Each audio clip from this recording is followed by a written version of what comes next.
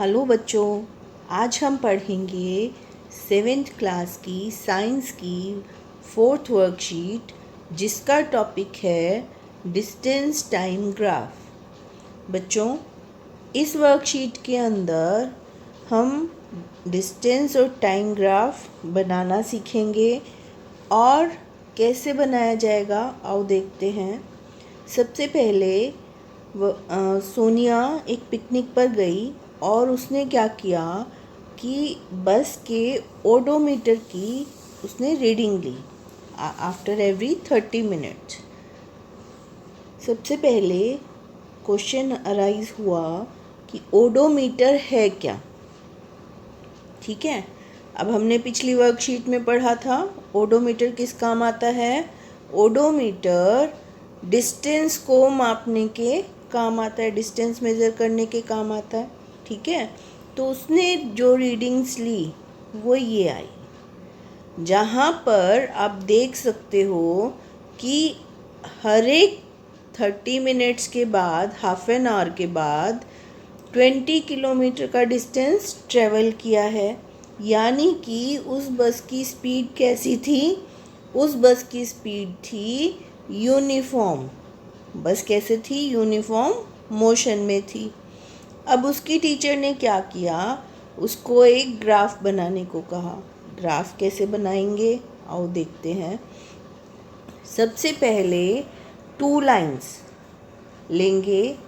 This is known as X axis और this is known as Y axis.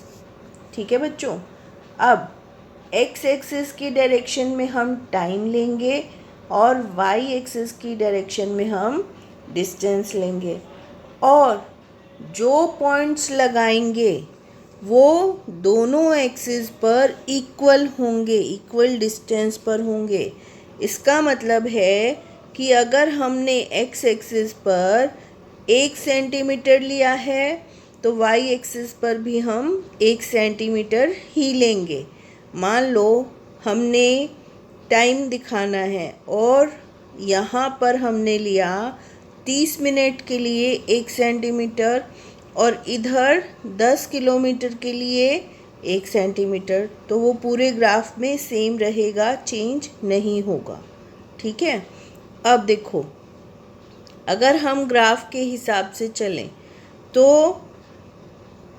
हर आधे घंटे पर हमें क्या मिल रहा है? डिफरेंट किलोमीटर्स मिल रहे हैं। पहले में 20 हैं, फिर 40 हैं, फिर 60 हैं, इस तरह से मिल रहे हैं। तो हम उसको पॉइंट कर देंगे कि ये पॉइंट है, और फिर उन पॉइंट्स को हम स्केल की हेल्प से मिला देंगे, तो हमारे पास डिस्टेंस टाइम ग्राफ आ जाएगा।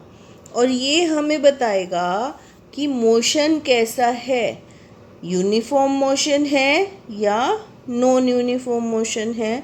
आओ अब आगे देखते हैं।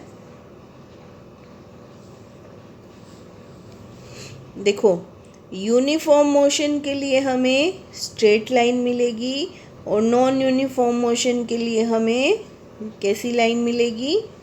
टेढ़ी मेढ़ी लाइन मिलेगी।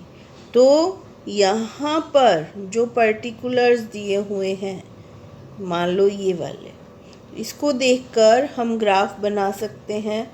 अब यहाँ पर मिनट्स में दिया हुआ है और किलोमीटर में दिया हुआ है। तो बच्चों, ये थी आपकी आज की वर्कशीट। आई होप आपको समझ आई होगी और अब आप इसको आसानी से कर पाओगे। Thank you.